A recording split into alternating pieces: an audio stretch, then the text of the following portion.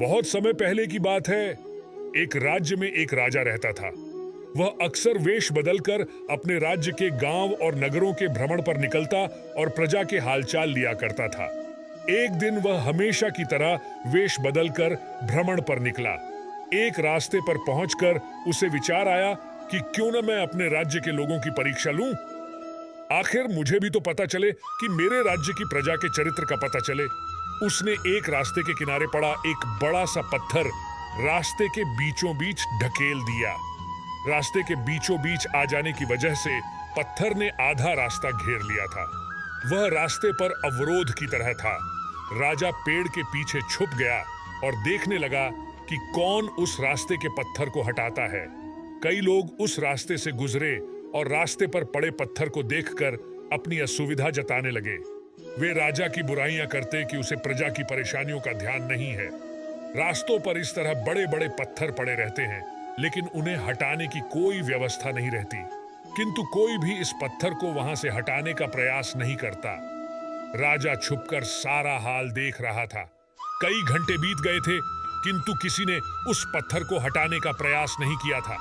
राजा दुखी हो गया कि उसके राज्य के लोग कितने स्वार्थी हैं, जो दूसरों की मीन मेख तो निकालते हैं, पर खुद भलाई का कोई काम नहीं करते। वह स्वयं रास्ते पर पड़ा पत्थर हटाने के लिए आगे बढ़ा। तभी उसने देखा कि एक किसान पीठ पर धान की बोरी लादे आ रहा है। वह फिर पेड़ के पीछे छुप गया। उसने सोचा, इस व्यक्ति को देख लेता हूं। इसने भी पत्थर न हटाया तो मैं स्वयं हटा दूंगा। किसान पत्थर के पास पहुंचा और ठहर गया। उसने अपने पीठ की भारी बोरी किसी तरह उतारी और एक किनारे रख दी। फिर वह पत्थर के पास गया और उसे हटाने के लिए जोर लगाने लगा। किसी तरह उसने पत्थर रास्ते के किनारे सरका दिया और हाथ झाड़ता हुआ बुदबुदाया। अब इस पत्थर के कारण रास्ते से जाने वाले राहगीरों को कोई परेशानी नहीं होगी। वह अपनी बोरी उठाने के लिए बढ़ने लगा तो उसकी नजर एक पोटली पर पड़ी। वह उसी स्थान पर थी जहां पत्थर पड़ा था। राजा ने ही वह पोटली पत्थर के नीचे दबाई थी। उसके साथ एक पत्र भी था। किसान ने पत्र पढ़ा।